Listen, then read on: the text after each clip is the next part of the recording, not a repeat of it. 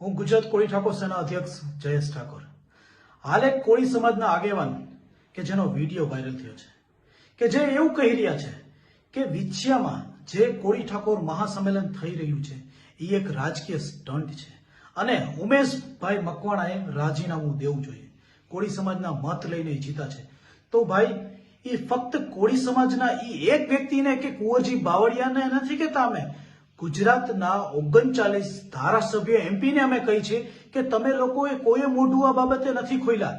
અમે તમામ આગેવાનોને કહી છે, તમામ સંગઠન વાળાને કહી છે, ફક્ત એને નહીં. અને કોઈ રાજકીય સ્ટન્ટ નથી.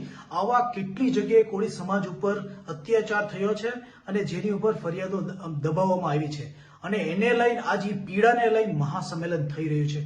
કોઈ રાજકીય નેતા બનવા માટે નહીં કે કોઈ પાર્ટીએ નહીં, કોઈ પણ આ સંગઠન જે સંમેલન થશે એમાં કોઈ નેતાએ ખેસ પહેરીને નથી આવવાનું, કોઈ પણ નેતાએ નહીં. અને તમે તમારો પર્સનલ ઝઘડો, પર્સનલ દુશ્મનીને લઈ એક વિડીયો જાહેર કરો છો, જે અંદરો અંદર ખેદ કરાવો છો, એવું નહીં ચાલે. મહાસંમેલન તો થશે જ અને લાખોની સંખ્યામાં કોળી ઠાકોર ત્યાં ઉભો રહેશે. જો ન્યાય નહીં મળે ને તો ગુજરાતમાં વાવાઝોડું તો આવશે જ. જય વેલનાથ, જય કોળી સમાજ.